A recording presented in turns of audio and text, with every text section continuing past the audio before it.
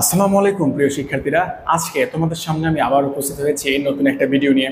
Thumbnail দেখে তোমরা বুঝতে পেরেছো আজকে তোমাদের সাথে কোন টপিকটা নিয়ে আলোচনা করব। হ্যাঁ, আজকে তোমাদের সাথে আমি আলোচনা করব রাইট ফর্ম অর ভার্ব নিয়ে। রাইট ফর্ম অফ ভার্বের একদম বেসিক লেভেল থেকে অ্যাডভান্স লেভেল পর্যন্ত তোমাদের সাথে আমি আলোচনা করব। তোমরা যারা এসএসসি পরীক্ষা দিচ্ছ অথবা এইচএসসি পরীক্ষা দিচ্ছ অথবা যারা বিসিএস সহ সকল চাকরি পরীক্ষার জন্য প্রিপারেশন নিচ্ছে তাদের জন্য এই ভিডিওটা অবশ্যই গুরুত্বপূর্ণ।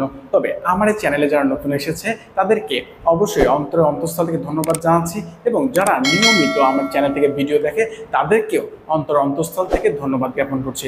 তাহলে চলো মূল আলোচনায় চলে যাওয়া যাক। আমরা জানি যে রাইট ফর্ম ভার্ব অর্থ হচ্ছে ভার্বের সঠিক ব্যবহার। ওকে, আমরা অবশ্যই একদম বেসিক লেভেল থেকে অ্যাডভান্স লেভেল পর্যন্ত শিখব। ওকে, অবশ্যই এই ভিডিওর বিভিন্ন পার্ট হতে পারে, তোমরা কিন্তু ধৈর্য ধারণ করে সেই পার্টগুলো দেখবা, তাহলে তোমরা উপকৃত হবা। ওকে, তাহলে রাইট ফর্ম ভার্ব অর্থ হচ্ছে ভার্বের সঠিক ব্যবহার। ওকে, তাহলে আমরা প্রথমে লিখে রেখেছি ভার্বের বেস ফর্ম অথবা ভার্বের সাথে এস অথবা ইএস যুক্ত কোথায় কোথায় হয়। আমরা জানি প্রেজেন্ট ইনডিফিনিট টেন্সের স্ট্রাকচারটা হচ্ছে সাবজেক্ট প্লাস মূল ভার্বের প্রেজেন্ট ফর্ম প্লাস এক্সটেনশন। তার মানে প্রেজেন্ট ইনডিফিনিট টেন্সে কিন্তু অবশ্যই ভার্বের প্রেজেন্ট ফর্ম হয়, এবং সাবজেক্ট যদি থার্ড পারসন সিঙ্গুলার নাম্বার হয় অবশ্যই সেখানে কিন্তু ভার্বের সাথে এস অথবা ইএস যুক্ত হয়। আমরা সেটা একটু বিস্তারিত শিখব। ওকে, আমি প্রথমে লিখে রেখেছি টু। প্রিপোজিশন টু এর পরে যদি সরাসরি গ্যাপ থাকে অবশ্যই সেখানে কিন্তু ভার্বের বেস ফর্ম অথবা ভার্বের এক নম্বর ফর্ম বসবে। ওকে, তার মানে আমরা শিখলাম প্রিপোজিশনের পরে মানে প্রিপোজিশন টু এর পরে যদি সরাসরি গ্যাপ থাকে তার মানে ভার্বের বেস ফর্ম। এরপরে modal auxiliary verb. Modal auxiliary ভার্বের পরে সরাসরি ভার্বের base form.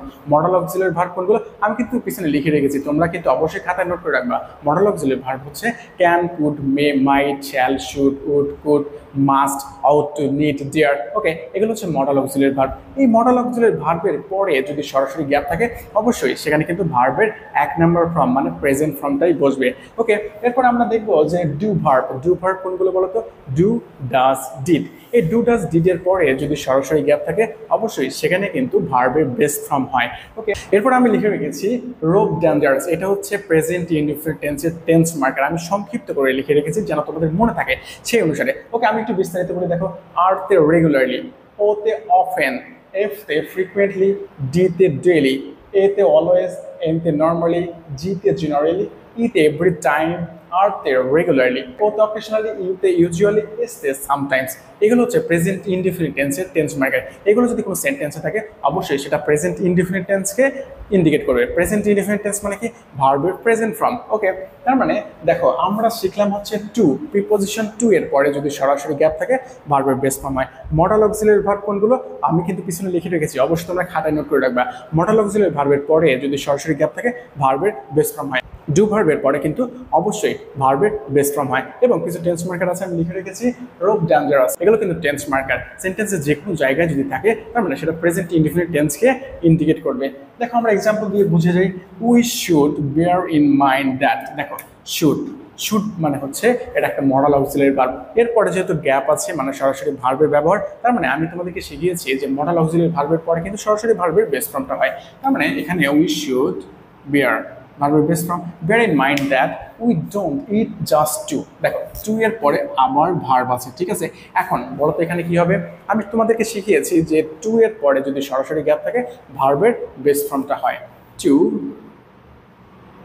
Satisfy hunger or to dash belly. দেখো টু এর পরে আবার গ্যাপ আছে, এগুলো কিন্তু বোথ কোশ্চেন। ওকে, তোমাদের কিন্তু অবশ্যই গুরুত্বপূর্ণ যে নিয়মগুলো পড়াচ্ছি এগুলো কিন্তু তোমাদের অবশ্যই কাজে লাগবে, এবং বিসিএস সহ সকল চাকরি পরীক্ষা কিন্তু এইখান থেকে প্রশ্ন করা হয়। দেখো তারপরে টু এর পরে আবার গ্যাপ আছে মানে হচ্ছে ভার্বের base form to fill the belly. এক কথায় হচ্ছে যে টু এর পরে যদি সরাসরি গ্যাপ থাকে ভার্বের বেস ফর্ম, মডাল অক্সিলারি ভার্বের পরে যদি সরাসরি গ্যাপ থাকে ভার্বের বেস ফর্ম, এবং ডু ভার্বের পরে যদি সরাসরি ভার্ব থাকে তার মানে ভার্বের বেস ফর্ম হবে সেখানে। এবং দেখো কিছু শব্দ আমি দেখিয়েছি এখানে, হি ডিড নট। এখন দেখো did not, do not, does not. Okay, do, does, did এটা কিন্তু ডু ভার্ব। এরপরে যদি সরাসরি এরকম করে গ্যাপ থাকে তার মানে সেই গ্যাপে ভার্বের বেস ফর্মটাই হবে। Okay, he did not remain any medicine for the king. Okay, এরপরে দেখো I usually eat breakfast at 9 AM। দেখো ইউজুয়ালি, ইউজুয়ালি হচ্ছে প্রেজেন্ট ইনডেফিনিট টেন্সকে ইন্ডিকেট করে। এই যে আমি লিখে রেখেছি রোপ ডেঞ্জারাস। ওকে, রেগুলারলি হতে পারে, অলওয়েজ হতে পারে, ইউজুয়ালি হতে পারে, তারপরে কি ডেইলি হতে পারে। এগুলো হচ্ছে প্রেজেন্ট ইনডিফিনিট টেন্সকে ইন্ডিকেট করবে, মানে হচ্ছে প্রেজেন্ট ইনডিফিনিট টেন্সের স্ট্রাকচার ফলো করতে হবে। তার মানে এখানে আই দেওয়া আছে, I usually eat breakfast at 9 AM। এখানে যদি হি দেওয়া থাকতো তার মানে কি বুঝতে বলতো, he third person singular number, ভার্বের সাথে এস বা ইএস যুক্ত হবে। He usually eats breakfast at 9 AM। Okay, এরপরে আমরা শিখবো I, we, you, they plural subject যদি হয় তাহলে ভার্বের বেস ফর্ম হয়, যদি সেটা প্রেজেন্ট ইনডিফিনিট টেন্সকে বোঝায়। আমরা কিন্তু প্রেজেন্ট ইনডিফিনিট টেন্সের বিস্তারিত শিখছি। ওকে, তার মানে দেখো যে I, we, you, they plural subject যদি হয় ভার্বের বেস ফর্ম হয়। আই এর পরে কি হয় বলো তো, ভার্বের base form. I work hard, এই দেখো আয়ের পরে ভার্বের বেস ফর্ম মানে 1 নম্বর ফর্ম। তারপরে আমরা দে যদি দেই, দে প্লে ব্যাডমিন্টন। ওকে, তারপরে প্লুরাল সাবজেক্ট কোনগুলো আছে বলতো, plural subject people, people buy lands. Clear, people buy land, দেখো পিপুলের পরে ভার্বের বেস ফর্ম মানে 1 নম্বর ফর্ম দেওয়া আছে। ওকে, এরপর আমরা শিখবো যে হি, শি, ইট, রহিম এবং সিঙ্গুলার সাবজেক্ট যদি থাকে অবশ্যই সেখানে কি হয়, ভার্বের সাথে এস বা এস যুক্ত হয়। আমরা যেহেতু প্রেজেন্ট ইনডিফিনিট টেন্স নিয়ে বিস্তারিত আলোচনা করছি, যেহেতু ভার্বের বেস ফর্ম নিয়ে আলোচনা।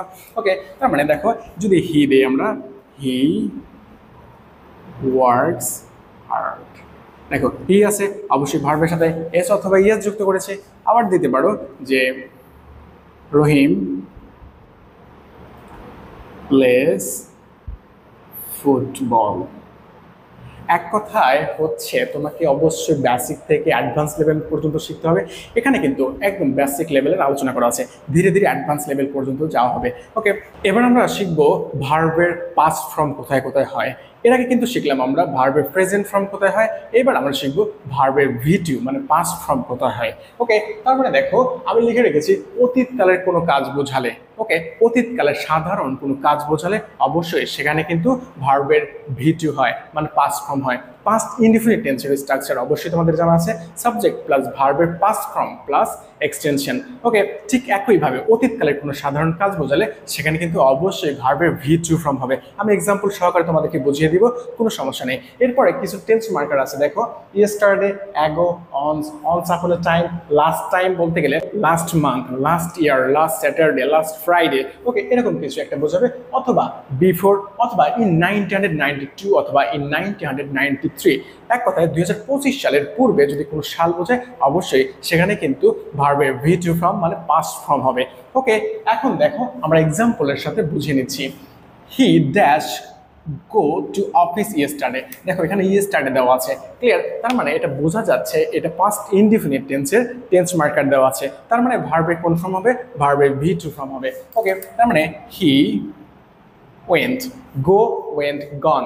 ঠিক আছে, ভার্বের ভিটিউ ফর্ম হচ্ছে ওয়েন্ট, আমরা কিন্তু সেখানে ওয়েন্ট দিয়ে দিলাম। এরপরে দেওয়া আছে আর father dash come to home last month. দেখো লাস্ট মান্থ আমাদের টেন্স মার্কার হিসেবে দেওয়া আছে। আমরা জানি last month, last year, last Friday, last Saturday যদি থাকে অবশ্যই সেটা কিন্তু পাস্ট ইনডিফিনিট টেন্স হয়। ওকে, তার মানে এখানে আমরা দিব হার ফাদার কেম, কামের 2 নম্বর ফর্ম হচ্ছে came. Okay, her father came to home last month. এরপর আমরা দেখব this book dash first published in 1985। এখানে বি বলতে গেলে অ্যামিজ আর অজয়ের, যেহেতু আমাদের দেওয়া আছে 1985 সাল অবশ্যই এটা কিন্তু পাস্ট ইনডিফিনিট টেন্স। ওকে, তার মানে এখানে অবশ্যই অস অথবা ওয়ারের যে কোনো একটা বসবে। আমরা দেব this book was first published in 1995, যেহেতু এটা সিঙ্গুলার অবশ্যই ভার্বের সাথে অস ব্যবহৃত হবে। ওকে, আমি আশা করি তোমরা বুঝতে পেরেছো পাস্ট ইনডিফিনিট টেন্স অবশ্যই খুবই সহজ একটা বিষয়। এরপর আমরা শিখবো ভার্বের পাস্ট পার্টিসিপল অথবা V3 ফর্ম কোথায় হয়। ওকে, দেখো হ্যাভ, হ্যাজ, হ্যাড, হ্যাভিং এর পরে যদি সরাসরি গ্যাপ থাকে অবশ্যই সেখানে কিন্তু V3 ফর্ম মানে ভার্বের পাস্ট পার্টিসিপল ফর্ম বসে। আমরা জানি হ্যাভ, হ্যাজ কোন টেন্সের সাহায্যকারী ভার্ব, হ্যাঁ প্রেজেন্ট পারফেক্ট টেন্সের সাহায্যকারী ভার্ব। প্রেজেন্ট পারফেক্ট টেন্সের স্ট্রাকচারটা কি বলতো, সাবজেক্ট প্লাস সাহায্যকারী ভার্ব হ্যাভ অথবা হ্যাজ প্লাস মূল ভার্বের V3 ফর্ম। ঠিক আছে, অবশ্যই হ্যাভ, হ্যাজ এর পরে ভার্বের V3 ফর্ম বসবে। এরপরে হ্যাড, হ্যাড কোন টেন্সের সাহায্যকারী verb, past perfect tense. Past perfect টেন্সের স্ট্রাকচার কি হবে, সাবজেক্ট প্লাস হ্যাড প্লাস ভার্বের ভি থ্রি ফর্ম।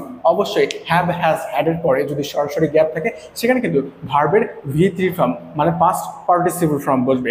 ওকে, তারপরে দেখো হ্যাভিং এর পর যদি সরাসরি গ্যাপ থাকে কোনো কথা চিন্তা না করে ভার্বের ভি থ্রি ফর্ম মানে পাস্ট পার্টিসিপল ফর্ম তোমরা ব্যবহার করবা।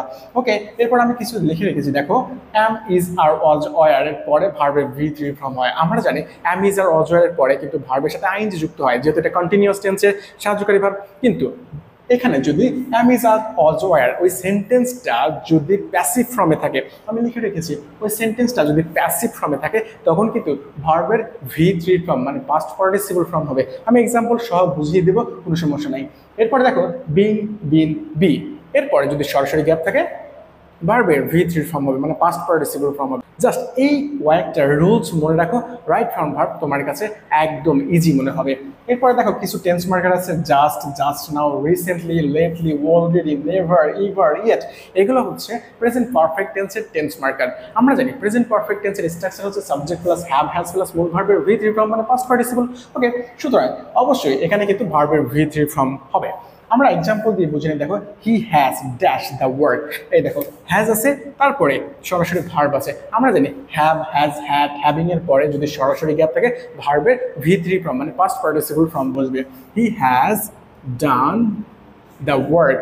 ওকে, তারপর দেখো newspaper is consider the peoples parliament. এটা একটু বোঝার বিষয় আছে। দেখো ইজ এর পরে আমরা জানি সরাসরি এম ইজ আর এর পরে ভার্ব থাকলে ভার্বের সাথে আইএনজি যুক্ত হয়, কারণ এটা প্রেজেন্ট কন্টিনিউয়াস টেন্সের স্ট্রাকচার। ওকে, বাট অ্যাক্টিভ এবং প্যাসিভের একটু ব্যাপার স্যাপার থাকে। দেখো সাবজেক্ট যদি নিজে কাজ করে তখন সেটা অ্যাক্টিভ ভয়েস, সাবজেক্ট যদি নিজে না কাজ করে অন্যকে দ্বারা কাজ করে তখন কিন্তু সেটা প্যাসিভ ভয়েস হয়ে যাবে। ঠিক আছে, দেখো এখানে newspaper is consider, consider অর্থ হচ্ছে বিবেচনা করা। Newspaper is consider the peoples parliament, news পেপারকে বিবেচনা করা হয় জনগণের পার্লামেন্ট হিসেবে। দেখো এখানে একটু লক্ষ্য করো, নিউজ পেপারকে নিজেকে বিবেচনা করে যে আমাকে জনগণের পার্লামেন্ট বলা হয় না, নিউজ পেপারকে বিবেচনা করা হয়, মানুষ বিবেচনা করে থাকে। সুতরাং সাবজেক্ট কিন্তু নিজে কাজ করছে না, সেহেতু এটা হচ্ছে প্যাসিভ ভয়েস। ওকে, মূল কথা হচ্ছে যে সাবজেক্ট যদি নিজে কাজ করে তাহলে অ্যাক্টিভ ভয়েস, সাবজেক্ট যদি নিজে না কাজ করে নিষ্ক্রিয় থাকে সেটা কিন্তু প্যাসিভ ভয়েস। আমি আশাবাদী তোমরা বুঝতে পারছো। তার মানে নিউজ পেপার ইজ considerate ভার্বের ভি থ্রি ফর্ম বিকজ এটা হচ্ছে একটা প্যাসিভ ভয়েস। ওকে, আমি আশা করি তোমরা বুঝতে পেরেছো। He dash go out just now. দেখো জাস্ট নাও, নাও, এই দেখো just, just now, recently, lately, already, never, ever, yet, এগুলো যদি থাকে তাহলে প্রেজেন্ট পারফেক্ট টেন্সের স্ট্রাকচার। ওকে, প্রেজেন্ট পারফেক্ট টেন্সের স্ট্রাকচারে যদি দেওয়া আছে subject plus have has plus মূল ভার্বের ভি থ্রি ফর্ম, তাহলে দেখো এখানে কি হবে, হি ড্যাশ গো আউট জাস্ট নাও, অবশ্যই প্রেজেন্ট পারফেক্ট টেন্সের স্ট্রাকচার হবে। Okay, he has went gone. Okay, he has gone out just now. মূল কথা হচ্ছে যে তোমরা যদি একটু মনোযোগ সহকারে পড়াশোনা করো অবশ্যই তোমরা কিন্তু ভালো করতে পারবা। রাইট ফর্ম ভার্ব এমন একটা বিষয় যেটা হচ্ছে ইংলিশ গ্রামারের মধ্যে সবচেয়ে বেশি গুরুত্বপূর্ণ। তোমরা যদি নিজেরা চেষ্টা করো অবশ্যই তোমরা কিন্তু তোমার একাডেমিক রেজাল্ট সহ বিসিএস সহ যে কোনো চাকরি পরীক্ষায় তোমরা ভালো রেজাল্ট করতে পারবা। সুতরাং রাইট ফর্ম ভার্ব এমনভাবে শিখো যেন এর পরবর্তী সময় তোমাদেরকে আর শিখতে না হয়। যখন তুমি শিখবা অবশ্যই এমনভাবে শিখবা যেন তোমার চেয়ে ভালো কেউ শিখতে না পারে। অবশ্যই তোমরা ভালো থাকবা, সুস্থ থাকবা এবং নিয়মিত পরিশ্রম করতে থাকবা এবং আমার ভিডিও দেখতে থাকবা। অবশ্যই তোমরা উপকৃত হবা। আসসালামু আলাইকুম।